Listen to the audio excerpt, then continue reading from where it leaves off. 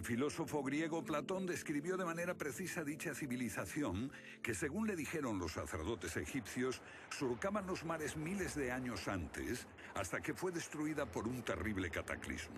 Platón la llamó Atlántida.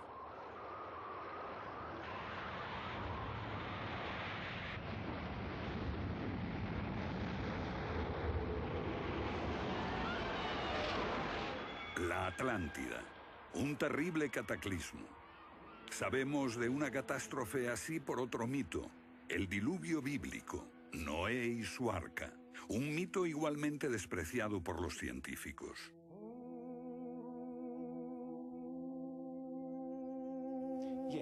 Cuando rechazan el diluvio bíblico y a Noé y el arca como una fábula, los científicos están ignorando el hecho de que hay cientos de mitos de diluvios en todas las culturas, aparte de las narraciones de Mesopotamia y de los hebreos, que dicen lo mismo sobre un desastre planetario que virtualmente borró al género humano antes del comienzo de la historia conocida.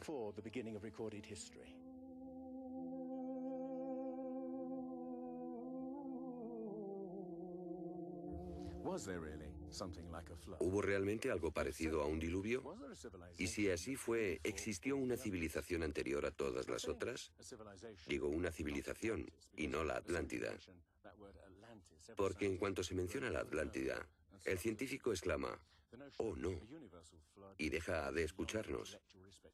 ¿Pero es neutral la ciencia? ¿Lo es realmente cuando afirma «limítese a los hechos como punto de partida»?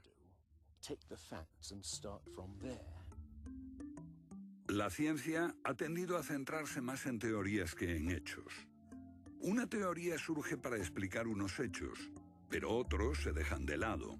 Nuevas evidencias pueden cuestionar la teoría, pero con frecuencia también son ignoradas. Llamamos a estos hechos anomalías, son evidencias que no encajan en la teoría. En su polémico libro Arqueología prohibida, los científicos Thompson y Cremo muestran lo que ocurre cuando una evidencia contradice las teorías científicas. En los últimos 150 años, los arqueólogos y antropólogos han enterrado tantas evidencias como las que han desenterrado, literalmente. Básicamente estamos ante lo que llamamos un filtro del conocimiento. Este es un rasgo fundamental de la ciencia y de la naturaleza humana. La gente tiende a filtrar cosas que no convienen. Cuando los científicos ven que algo no se ajusta al paradigma aceptado, tienden a eliminarlo. No se enseña, no se discute, y la gente ni siquiera se entera de ello.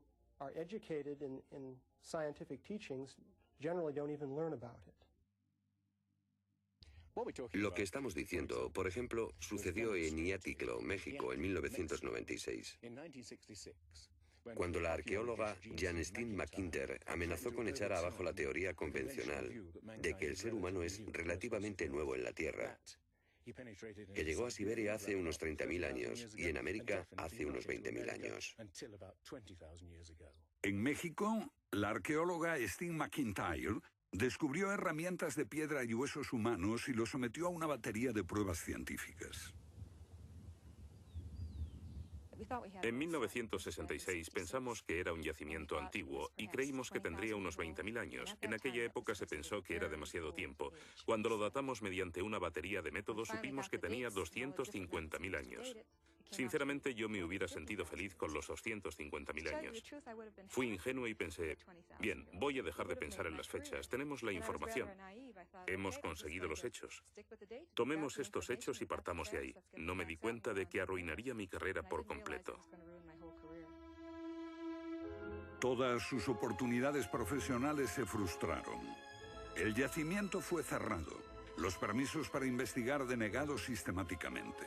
No obstante, más de 30 años después, unos arqueólogos descubrieron en Siberia vestigios de seres humanos de 300.000 años de antigüedad. Una fecha que de repente hizo que la datación de Jan McIntyre no pareciese tan improbable después de todo. No es necesariamente una conspiración deliberada. No decimos que se trate de personas reunidas en una habitación y diciendo, vamos a engañar a la gente. Es algo que ocurre automáticamente en la comunidad científica. Cuando una evidencia difiere de la teoría predominante, no se habla de ella, no se da información. Y eso significa que la ciencia deja de progresar de la forma en que uno desearía.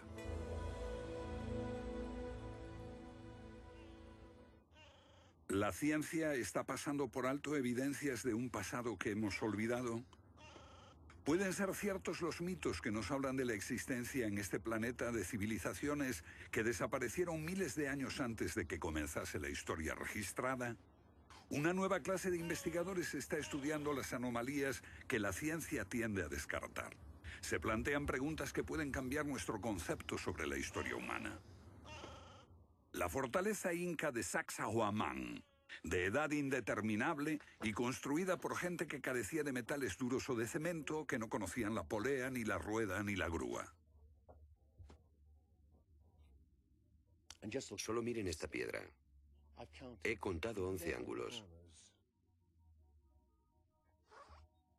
Debe pesar más que 200 coches juntos y revela la increíble habilidad de la gente que la hizo. Y también algo más. Una capacidad asombrosa para manipular objetos de este tamaño. ¿Cómo diablos las levantaban?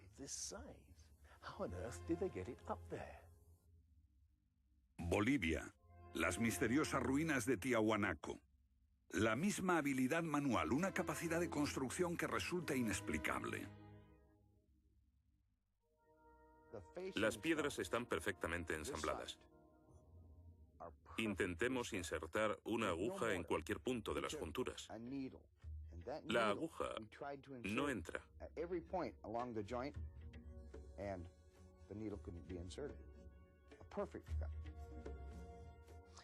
Cuando los conquistadores españoles le preguntaron a los incas si ellos habían construido Tiahuanaco, respondieron, no, no la construimos. Se hizo miles de años antes de que viviéramos nosotros. La evidencia muestra que fue erigida por una civilización avanzada. Un descubrimiento casual nos lo revela.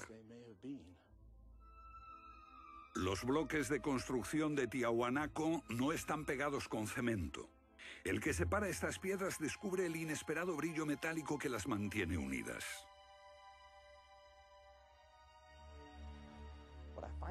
Lo que encuentro asombroso es que para trasladarlas a cada uno de los lugares donde empleaban este material, ellos tenían que contar con una especie de planta de fundición móvil para licuar el metal.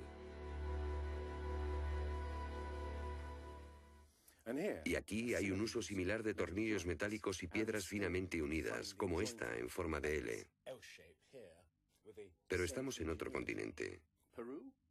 África, Egipto, la tierra de las pirámides. Las 3 pirámides de Gizeh, una maravilla del mundo antiguo. Otro pueblo que no conocía la rueda, ni la polea, ni la grúa. ¿Cómo podían transportar bloques de 100 toneladas? Su tecnología no se puede explicar ni imitar. Soy ingeniero y puedo decirles que levantar bloques de este tamaño, de este peso, requiere una grúa especial. Una gente que carecía de tales grúas o de una simple polea o una rueda, empleando herramientas de cobre, ¿cómo pudieron hacerlo? Bobal cree que la Gran Pirámide de Gizeh era mucho más que una tumba y que revela un sorprendente nivel tecnológico. En su libro Guardián del Génesis, Robert Bobal y Graham Hancock enumeran muchas hazañas inexplicables. Chris Dunn, experto en perforaciones. Bueno, permítanme una pregunta. ¿Cómo cree que lo hicieron? El sarcófago de la Cámara del Rey. ¿Cómo lograron unos constructores primitivos que la superficie interior encajase con la superficie de la piedra del sarcófago al milímetro? Esta habilidad requiere profundos conocimientos de física. Es un misterio como la perforación misma. Primitivamente, la típica manera de hacerlo sería con una sierra de arco, un berbiquí. Introducirían la herramienta en la pieza usando arena o un diamante, pero pienso que eso supondría mucho tiempo, muchos años para hacerlo.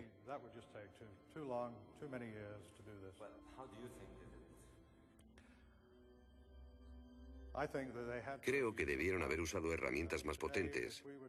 Hoy, para perforar esto, tendríamos que hacerlo a una velocidad de 6-10 milímetros por revolución de taladro en el granito. Ellos lo hicieron más rápido de lo que lo haríamos nosotros.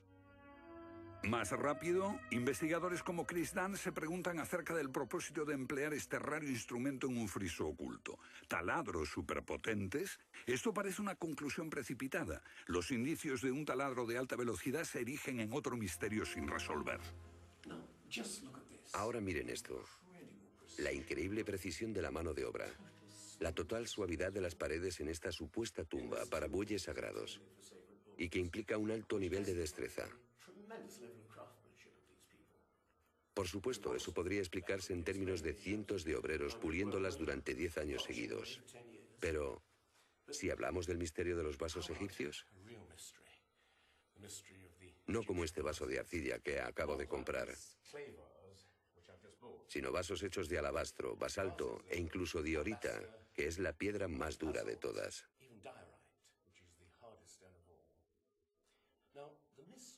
Es bastante fácil ver cómo se podría ahuecar taladrando directamente hacia adentro. Pero, ¿qué pasa con los ángulos? La tecnología moderna es incapaz de hacerlo. Sin embargo, los antiguos egipcios moldeaban miles de piezas. Algunas de ellas 2000 años antes de la civilización que se supone surgió aquí. ¿Cómo? Otro misterio sin explicar. Inexplicable. ¿Cómo pudieron los constructores alinear sus gigantescas pirámides con los puntos cardinales tan impecablemente? En perfecta dirección este-oeste y norte-sur, con una exactitud no igualada por los modernos constructores. La Gran Pirámide parece ser un modelo matemático del hemisferio norte e incorpora el trascendental valor de pi, las veces que cabe el diámetro de un círculo en su circunferencia.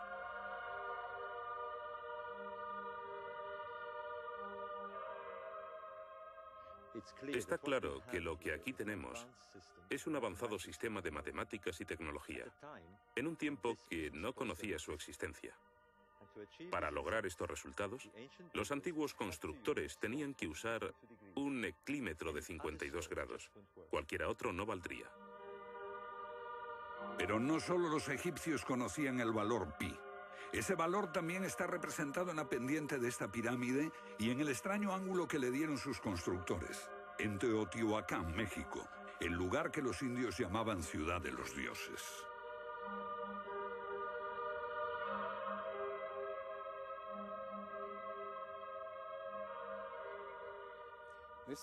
En su época, esta ciudad fue más grande que la Roma imperial. Lo que pueden ver es una serie de estanques que llenaban de agua, cuya superficie lisa reflejaba los cielos y cuyas ondas podrían servir como anuncio de terremotos. Estos templos, en el lado opuesto, se cree que representan cuerpos celestiales. Una cosa está clara: todo el lugar parece tener una especie de obsesión con la astronomía y la eternidad. En los equinoccios, el 21 de marzo y el 21 de septiembre, estas pirámides proyectan sombras gigantes, lo que las convierte en un perfecto reloj para la medición del tiempo.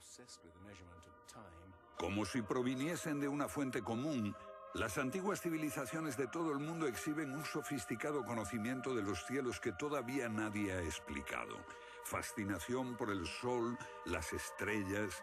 El lento e inexorable movimiento de la Tierra determina que las constelaciones parezcan viajar por los cielos nocturnos y por las épocas.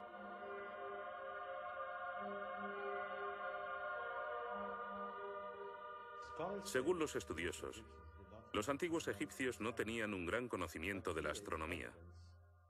Pero en el templo de Dendera hay muestras de su sofisticado conocimiento del cielo.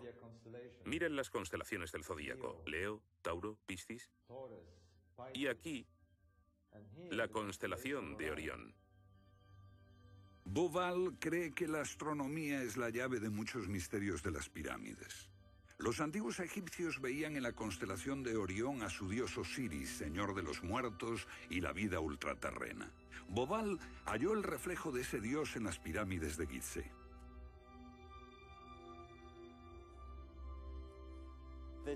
Esto es realmente un misterio. Pequeños canales de ventilación orientados hacia arriba. Para los egiptólogos no eran más que canales de ventilación, pero los astrónomos piensan distinto. Para el antiguo Egipto esto fue Rostau, la entrada al reino subterráneo, el reino del dios Osiris u Orión. Para los antiguos egipcios, Orión era Osiris, el gran dios de la resurrección. Esto es una reconstrucción del cielo en el año 2500 a.C., y fue sorprendente descubrirlo. Los canales apuntan a Orión y a la estrella Sirio, que era Isis, la esposa de Osiris.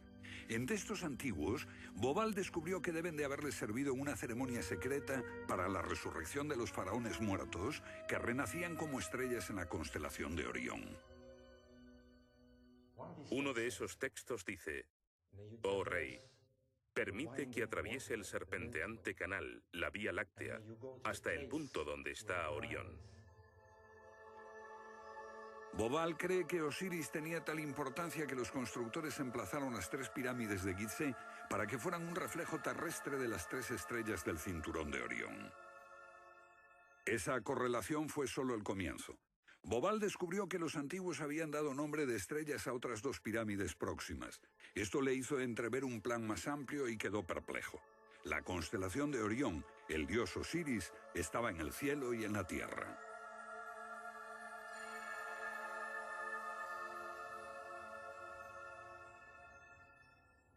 México, donde Teotihuacán presenta otro paralelo.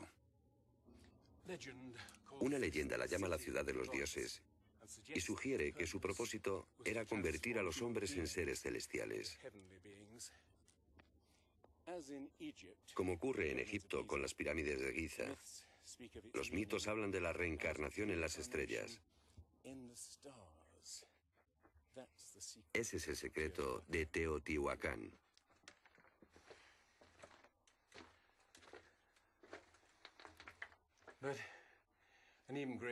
Pero esta pirámide presenta otro enigma mayor. Cuando se excavó por primera vez en 1906, se halló una enorme capa de mica. Ahora sabemos que la mica se usa como aislamiento eléctrico.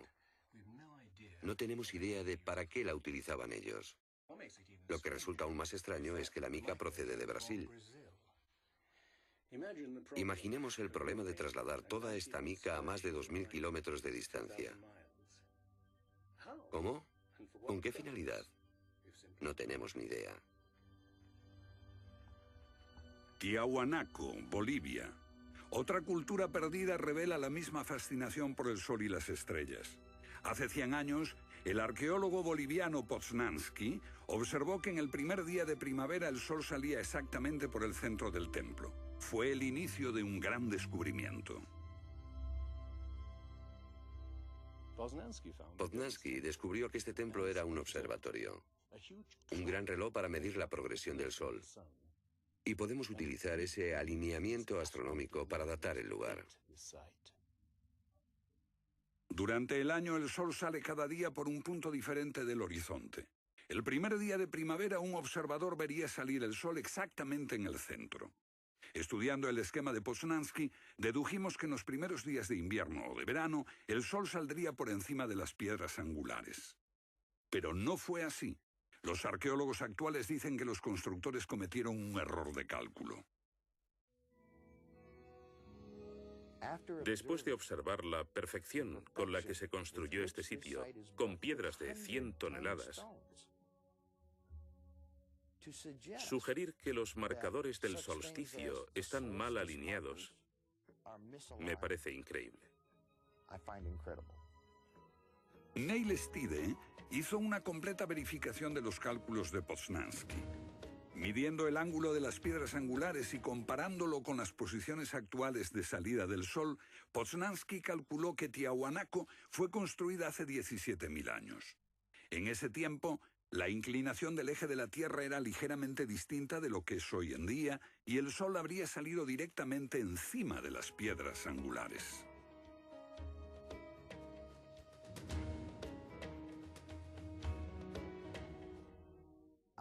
Yo sospecho que la fecha sería más bien de 12.000 años. Pero eso haría que todos nos cuestionásemos completamente los orígenes de la civilización. Una civilización perdida en el tiempo dejó sus huellas en varios lugares del mundo. Los sacerdotes egipcios dijeron al filósofo griego Platón que una civilización así habría existido hace 12.000 años. Pero según la ciencia, el ser humano abandonó la prehistoria hace solo 5.000 años. En Egipto, el investigador John West descubrió que la esfinge de Gizeh no resultó alterada por el clima de la misma forma que las construcciones del entorno, erosionadas por la arena y los vientos del desierto. En vez de un desgaste horizontal, la esfinge tiene marcas de erosión redondeadas y onduladas. No se necesita ser geólogo para mirar y ver lo que se debe al tipo de clima. Solo el agua, cayendo copiosamente sobre las paredes del recinto, pudo producir esos contornos redondeados.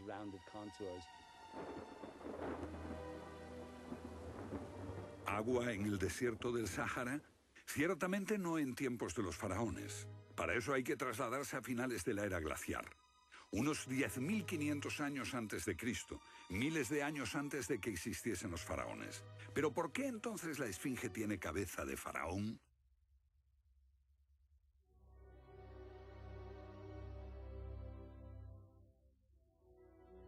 La cabeza es desproporcionadamente pequeña. Desde el aire se ve que el cuerpo de la esfinge es largo y aplanado, y la cabeza casi se parece a la de un alfiler. Para nosotros, esto indica que ha sido tallada más de una vez. En otras palabras, la cabeza se rehizo en algún momento de su larga historia.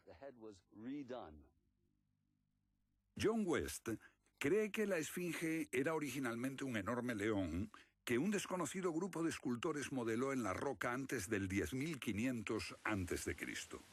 Se comenzó a erosionar cuando el final de la era glaciar alteró el clima y causó lluvias que cayeron durante siglos.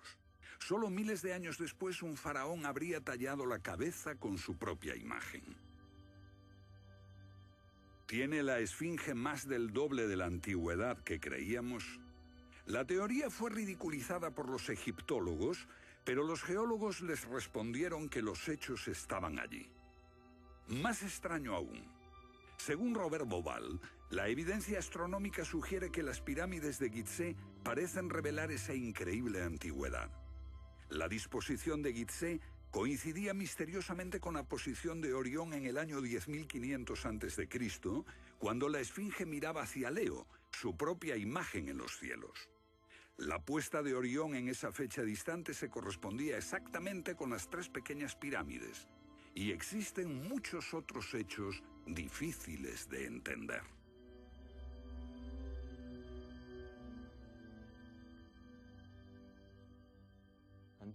Esto coincide exactamente con las ideas que se desarrollaron tras los análisis geológicos de la esfinge. Dos ciencias sólidas indican que la esfinge podría remontarse al año 10.500 a.C.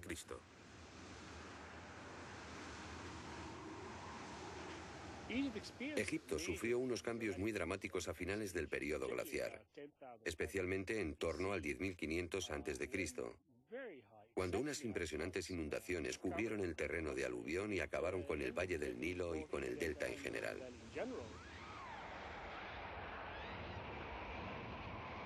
«10.500 años antes de Cristo, un periodo de inundaciones. ¿Pudieron los diseñadores de Gizeh remontarse a un tiempo tan distante? El tiempo de sus mitos dice que el dios Osiris y sus asistentes ascendieron del caos para traer los primeros frutos de la civilización. ¿De dónde vinieron?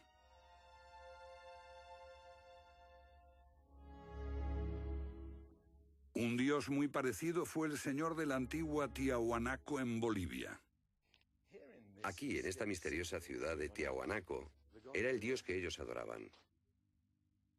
Alto, con barba, descrito como blanco, Viracocha llegó en tiempos de caos y destrucción, atravesando los mares para llevar a la raza humana una especie de renovación. El dios blanco Viracocha. En México, conocido como Quetzalcóatl, que llegó con otros para traer los primeros frutos del conocimiento. Su símbolo está por todo Teotihuacán.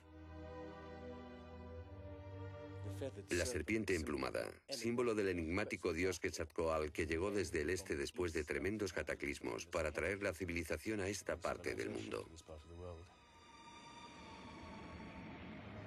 ¿Pudieron dioses como Osiris, Viracocha y Quetzalcóatl haber sido personas reales que llegaron de muy lejos? ¿Eran supervivientes de un cataclismo que destruyó sus hogares y su civilización? Ahora la pregunta que nos hacemos es esta. ¿Existió una remota civilización, hasta ahora sin identificar, que llegó a Egipto, México y Sudamérica? ¿Y que dejó su impronta en un cuerpo de conocimientos, por difícil que sea de discernir? Tomados por separado, acepto que los datos aislados revelan poco, pero consideremos juntos todos esos elementos comunes. Ambos lugares tienen enormes pirámides, alineadas exactamente con los puntos cardinales, e incorporan avanzados conocimientos matemáticos. Ambas culturas demostraban un asombroso conocimiento de astronomía, expresado en los grandes monumentos sagrados que erigieron. Aunque no conocían ni la polea ni la rueda, ambas pudieron hacer construcciones con enormes piedras finalmente ensambladas en un estilo único, con ángulos en forma de L y tornillos de metal. Y ambas utilizaron el proceso de la momificación para preservar y honrar a sus muertos. Aquí se halló una nueva y asombrosa pista cuando la doctora Balabanova, de la Universidad Alemana de Ulm, descubrió que muchas momias de Egipto contenían cocaína y nicotina, naturales de Sudamérica. Tengo una cantidad de cartas insultantes. Dicen que todo esto no tenía sentido, que yo fantaseaba, que era imposible porque estaba comprobado que antes de Colón esas plantas no existían en ninguna parte del mundo, excepto en América. Pero su investigación se repitió con cientos de momias y no quedó lugar a dudas. En un pasado remoto, unos navegantes atravesaron el mar e influyeron en las culturas a ambos lados del Atlántico. La idea está sugerida incluso por lo que no está allí. México, la antigua cultura de los mayas. Los sacerdotes mayas tenían tablas para predecir los eclipses de sol y de luna. Pero hay algo muy extraño. No conocieron nunca el simple principio de la rueda. Podían visualizar la eternidad pensando en millones de años, pero jamás aprendieron a pesar un saco de grano. Esta compleja civilización murió finalmente porque no supo desarrollar métodos de agricultura para alimentarse. Lo que estoy sugiriendo es: ¿puede que ellos heredaran una parte específica de su conocimiento de una civilización anterior, mucho más sabia? Un contacto. A veces la evidencia está ahí para que la veamos todos. Los antiguos olmecas en México pusieron a sus soberanos caras africanas. ¿Qué les parece esta? Tallada por esos mismos olmecas. Es genéticamente imposible que un indio tenga barba, pero aquí está la cara de un blanco caucasiano, esculpida 2000 años antes de que los españoles llegaran al Nuevo Mundo.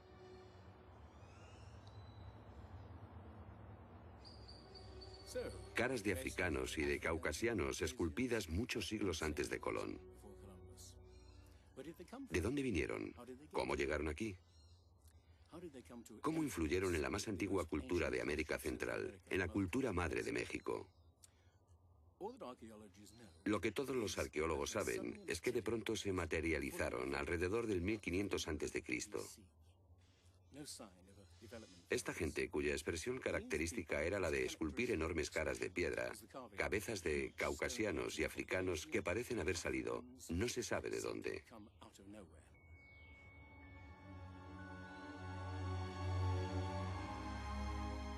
Oaxaca, la antigua ciudadela del Monte Albán.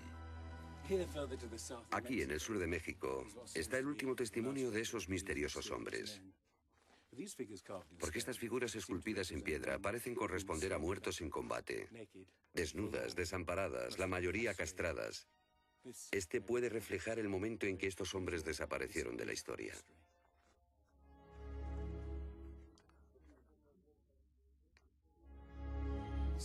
Entonces, ¿hubo una compleja civilización de navegantes que cruzó el Atlántico siglos antes de Colón? Pero tenemos otra evidencia. Estos son viejos mapas que sugieren que los antiguos marinos tenían un conocimiento de la Tierra que nunca se ha explicado. Un puzzle para los científicos de este siglo. En 1513, el almirante turco Piri Reis cartografió parte del mundo que nadie había visto hasta entonces. Colón solo exploró la zona del Caribe. No bajó a esta zona de Sudamérica, hasta la Antártida. No estuvo nunca por esa zona. Pero estos mapas muestran todos estos detalles con gran precisión, antes de que cualquier explorador europeo llegase a esas regiones. Este mapa, de muchos siglos, describe la configuración real de la Tierra de la reina Maud, que ahora está sepultada bajo 1 kilómetro de hielo. Y su forma precisa no se determinó hasta 1949. Inexplicable. Los cartógrafos han meditado mucho sobre la extraña proyección cartográfica utilizada en el mapa. Hallaron un parecido con el que utiliza un moderno submarino nuclear que hace mediciones del mundo mientras se aleja de un punto de referencia. En este caso, el centro está en Egipto. ¿Es ese el hogar de los antiguos cartógrafos? El mapa muestra exactamente esta parte del mundo, pero hay más. Para mí, el aspecto más significativo del mapa de Piri Reis es que describe exactamente la longitud. Algo que los europeos no fueron capaces de hacer hasta el siglo XVIII. La longitud. Esa historia comenzó en estas playas en 1707, cuando la flota inglesa navegaba por el Mediterráneo hacia Inglaterra. En aquellos días era bastante fácil determinar a qué distancia estaba el norte o el sur, midiendo el ángulo que el Sol y las estrellas formaban con la superficie de la Tierra. Pero no había técnicas para determinar lo lejos que estaba el este o el oeste. ¿Longitud? El almirante Sir Clutley Safel se enfureció cuando un marinero del oeste del país le dijo que estaba alejándose unas 20 millas del este y era probable que la flota naufragase en la costa. Cuando sus oficiales le dijeron que el rumbo era correcto, mandó ahorcar al marinero por insubordinación. En sus últimos momentos debió haber deseado no haberlo hecho. Los barcos se habían hundido antes por millares.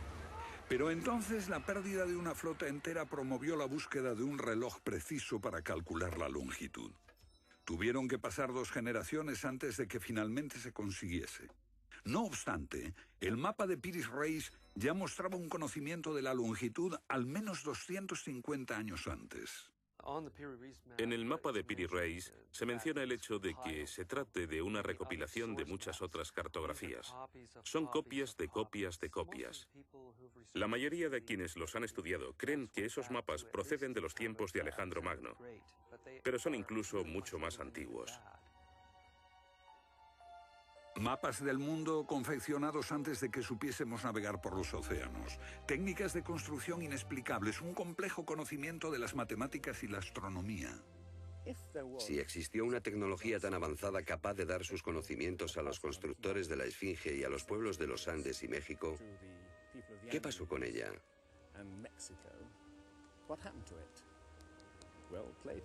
Platón dice que existió esa civilización avanzada tecnológicamente y capaz de surcar los océanos del mundo, la Atlántida, situada en una enorme isla-continente.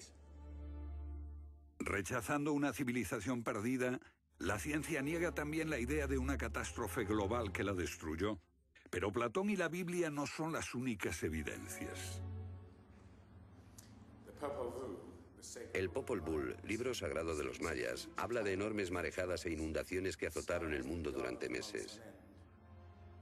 una lluvia fría y negra indescriptible y granizo. Los antiguos hablaban de tiempos de caos, de inundaciones y oscuridad de los cuales emergieron los dioses para dar forma a la tierra de Egipto.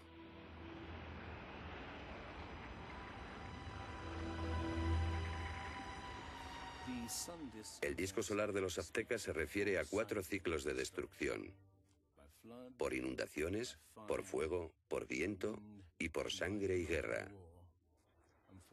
Y prevé el fin del mundo por un enorme cataclismo surgido de las entrañas de la tierra.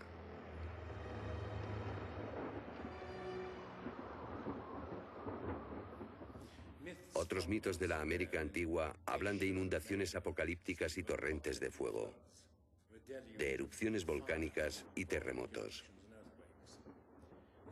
Un pasado que no podemos recordar ni olvidar.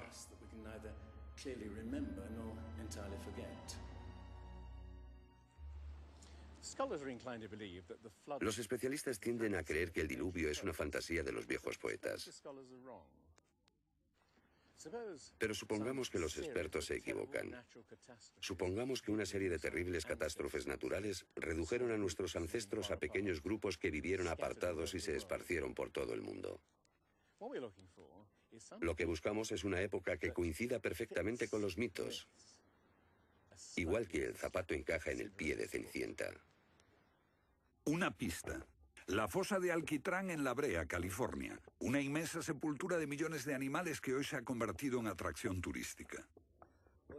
Bajo la superficie está el campo de petróleo del lago Salado. El asfalto brota por las grietas y fisuras como un papel cazamoscas y atrapa a los animales. Y encontramos aquí una increíble colección de especies atrapadas en los últimos 40.000 años.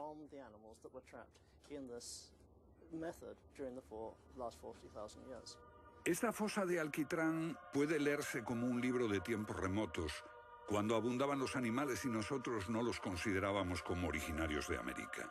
Mamuts, elefantes, rinocerontes, perezosos gigantes, tigres sable, incluso caballos y camellos.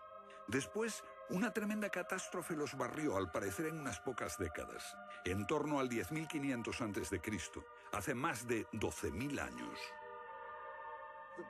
Todos los grandes animales, cualquier animal más grande que un coyote, se extinguieron en pocas décadas. Sí, fue sin duda una gran catástrofe.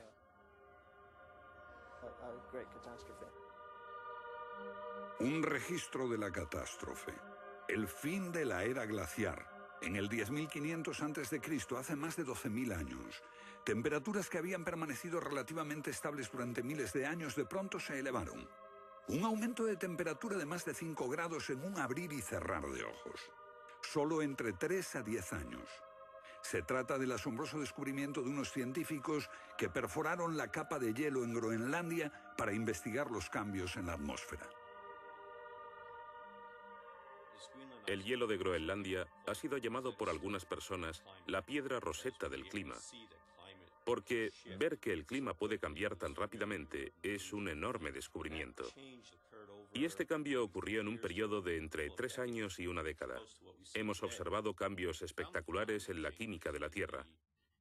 Y descubrimos que en un periodo en el que las placas de hielo estaban empezando a derretirse, es cuando tenemos más señales de sedimentos volcánicos y de mayor magnitud, mayores concentraciones que en cualquier otro periodo en los últimos 110.000 años.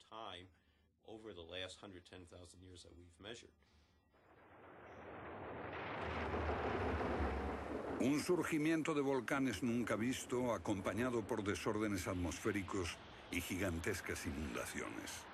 Porque mientras las placas de hielo de más de 1 kilómetro de espesor se derretían en pocos años, el nivel de los mares aumentaba dramáticamente. De repente, los mares ocuparon lo que había sido suelo seco. Se podía caminar desde Gran Bretaña a Escandinavia antes de que una revolución climática diese forma al Mar del Norte. Fue un periodo en que las grandes inundaciones cubrieron las llanuras de América del Norte y por eso es que se encuentran esqueletos de ballenas en Michigan. Un tiempo de cataclismos a finales de la era glaciar, que puede coincidir con los mitos. Solo en el Nuevo Mundo se extinguieron alrededor de 70 especies de grandes animales. Mamuts, perezosos gigantes, camellos, caballos. Permítanme ponerlo en perspectiva. En los anteriores 200.000 años se había extinguido menos de un tercio de esa cantidad. Y este modelo extraordinario de extinción se repitió en Europa y Asia. En las capas subterráneas de hielo de Siberia y Alaska se descubrió una masa enmarañada de huesos de millones de animales que perecieron en un cataclismo. El mamut gigante no murió a manos de los cazadores. Desapareció por una catástrofe natural. A finales del siglo XIX, unos cazadores encontraron por casualidad el cuerpo de un enorme animal congelado. Después de ser desenterrado y transportado, se encontró que en el estómago tenía plantas pertenecientes a un clima templado y aún sin digerir. El animal se había congelado de una forma muy rápida, como no es capaz de hacerlo ningún congelador moderno. Lo cierto es que hace unos 12.000 o 13.000 años un frío inmenso azotó Siberia. El enigma de los mamuts congelados en un instante ha dado pie a extrañas anécdotas. Algunas ciertas y otras no. Lo que es auténtico es un informe del barón Wrangel, un naturalista del siglo XIX que descubrió la isla Byrd al norte de Siberia, donde la arena quedó literalmente mezclada con bancos de huesos y colmillos de mamut y otros animales que habían desaparecido en alguna catástrofe. Esas extinciones masivas, esa imponente actividad volcánica, ese veloz derretimiento del hielo, parecen sugerir que hubo un cambio climático brusco hace 12.000 años. Hay algún factor desconocido que no logramos descubrir.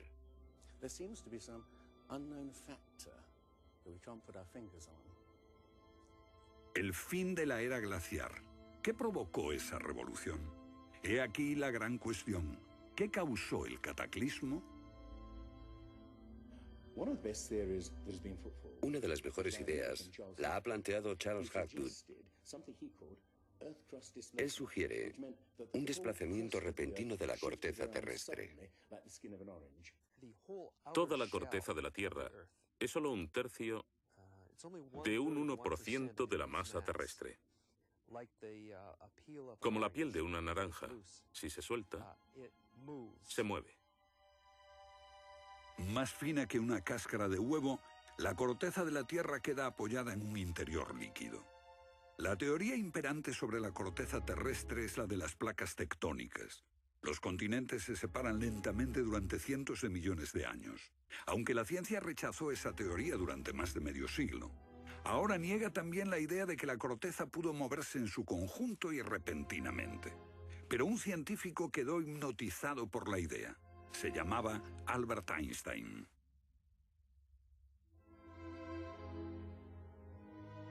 Esto es un resumen de lo que dijo. Cuando me encontré con el trabajo de Hapgood, quedé conmocionado. Se trataba de una idea simple, pero que podría explicar una serie enorme de problemas. Hapgood tenía esa teoría.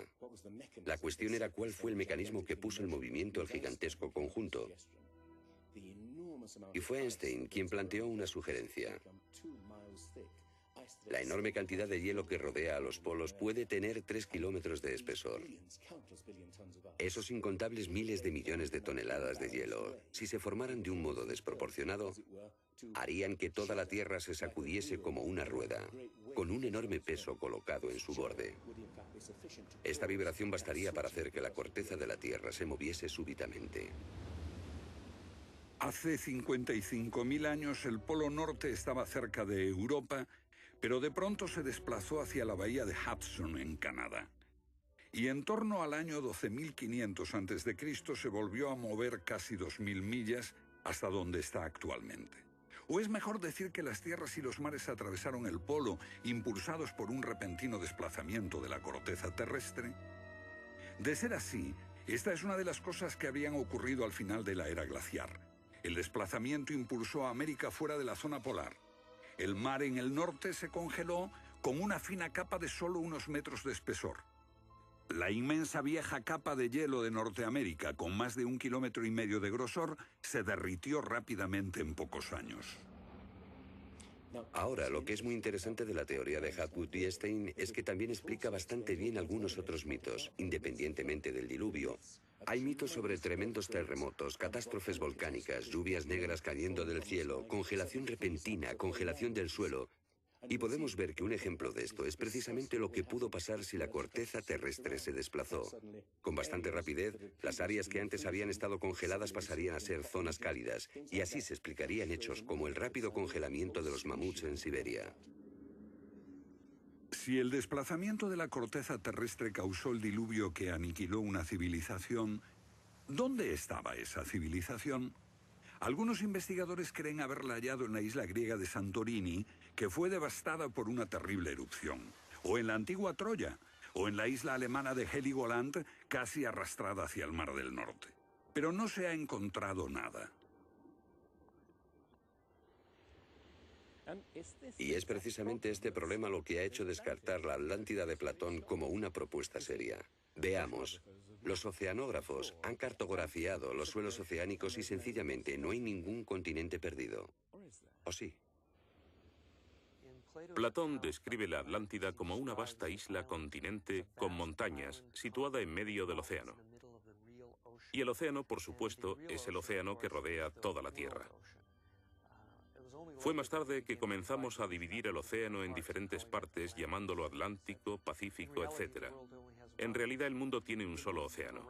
Y los mitos de todo el mundo son muy explícitos acerca de lo que pasa. El Sena-Vesta, de la literatura védica, describe que esa isla no solo se destruyó tras un diluvio, sino que está cubierta por nieve y hielo. De modo que estamos buscando una isla cubierta de nieve en medio del océano, y una gran candidata para este papel es la Antártida. Si el Polo Norte se desplazó, también debió hacerlo el Polo Sur.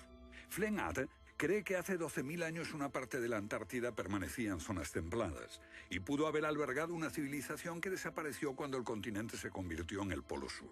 Esa es la explicación que él encuentra en los mapas que muestran partes de la Antártida que están debajo del hielo.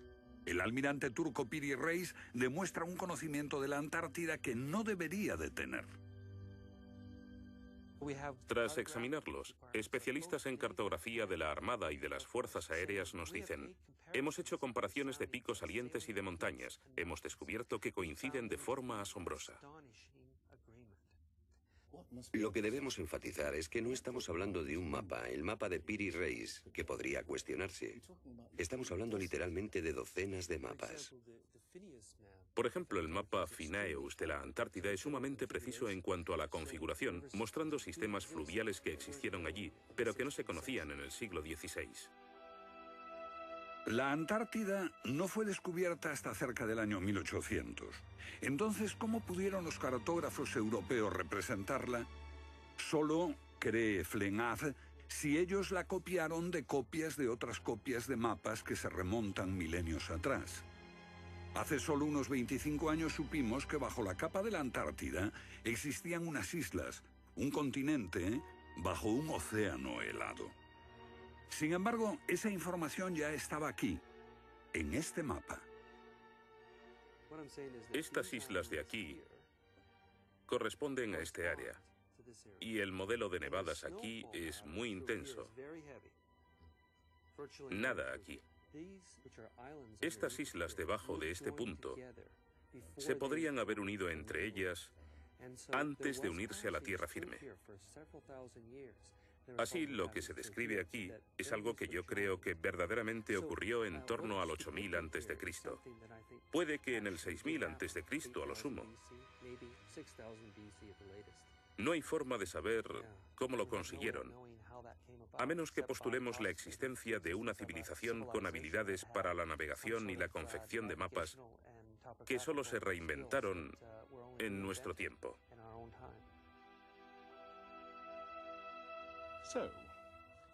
¿Fueron los comienzos de la civilización humana más remotos de lo que suponíamos? Puede que uno sienta que muchos elementos de esta hipótesis suponen conjeturas extravagantes que, vistas por separado, pueden ser todas discutibles. Pero si juntamos esas piezas, como las piezas de un puzzle, se empieza a ver que surge un modelo. Una civilización que se desvaneció y fue olvidada mucho antes de que comenzase el registro de la historia.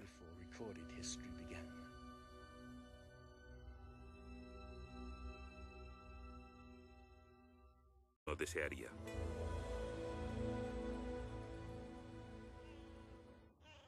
¿La ciencia está pasando por alto evidencias de un pasado que hemos olvidado? ¿Pueden ser ciertos los mitos que nos hablan de la existencia en este planeta de civilizaciones que desaparecieron miles de años antes de que comenzase la historia registrada? Una nueva clase de investigadores está estudiando las anomalías que la ciencia tiende a descartar. Se plantean preguntas que pueden cambiar nuestro concepto sobre la historia humana. La fortaleza inca de Sacsayhuamán, de edad indeterminable y construida por gente que carecía de metales duros o de cemento, que no conocían la polea, ni la rueda, ni la grúa. Solo miren esta piedra. He contado 11 ángulos. Debe pesar más que 200 coches juntos y revela la increíble habilidad de la gente que la hizo. Y también algo más. Una capacidad asombrosa para manipular objetos de este tamaño. ¿Cómo diablos las levantaban?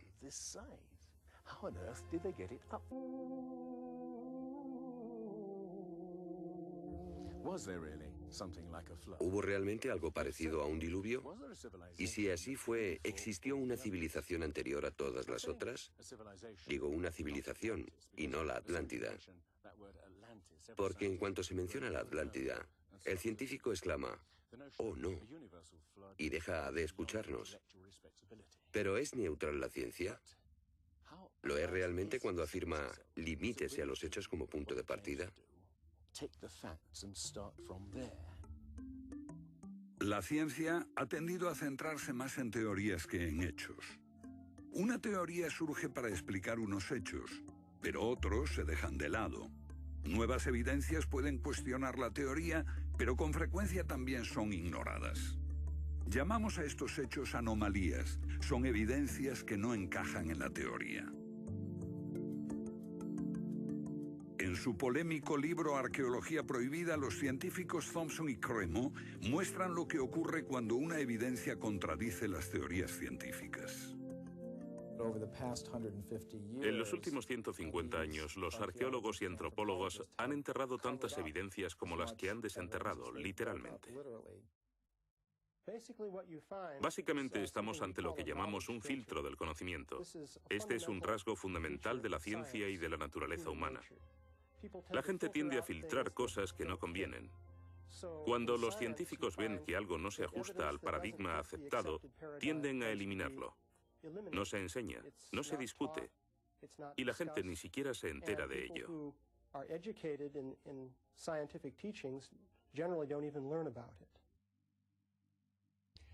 Lo que estamos diciendo, por ejemplo, sucedió en Iaticlo, México, en 1996. Cuando la arqueóloga Janestine McIntyre amenazó con echar abajo la teoría convencional de que el ser humano es relativamente nuevo en la Tierra, que llegó a Siberia hace unos 30.000 años y en América hace unos 20.000 años. En México, la arqueóloga Stine McIntyre descubrió herramientas de piedra y huesos humanos y los sometió a una batería de pruebas científicas. En 1966 pensamos que era un yacimiento antiguo y creímos que tendría unos 20.000 años. En aquella época se pensó que era demasiado tiempo. Cuando lo datamos mediante una batería de métodos supimos que tenía 250.000 años. Sinceramente, yo me hubiera sentido feliz con los 250.000 años. Fui ingenuo y pensé, bien, voy a dejar de pensar en las fechas. Tenemos la información. Hemos conseguido los hechos. Tomemos estos hechos y partamos de ahí. No me di cuenta de que arruinaría mi carrera por completo. Todas sus oportunidades profesionales se frustraron. El yacimiento fue cerrado. Los permisos para investigar denegados sistemáticamente. No obstante, más de 30 años después, unos arqueólogos descubrieron en Siberia vestigios de seres humanos de 300.000 años de antigüedad. Una fecha que de repente hizo que la datación de Ian McIntyre no pareciese tan improbable después de todo. No es necesariamente una conspiración deliberada. No decimos que se trate de personas reunidas en una habitación y diciendo, vamos a engañar a la gente. Es algo que ocurre automáticamente en la comunidad científica. Cuando una evidencia difiere de la teoría predominante, no se habla de ella, no se da información. Y eso significa que la ciencia deja de progresar de la forma en que uno.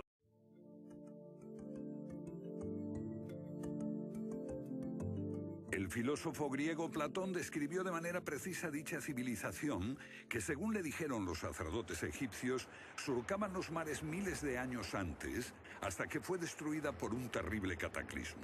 Platón la llamó Atlántida.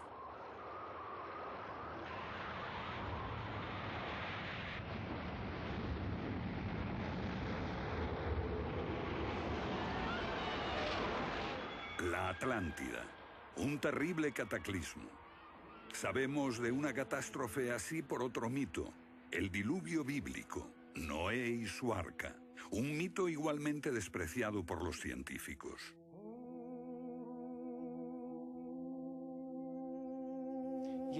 Cuando rechazan el diluvio bíblico y a Noé y el arca como una fábula, los científicos están ignorando el hecho de que hay cientos de mitos de diluvios en todas las culturas, aparte de las narraciones de Mesopotamia y de los hebreos, que dicen lo mismo sobre un desastre planetario que virtualmente borró al género humano antes del comienzo de la historia conocida.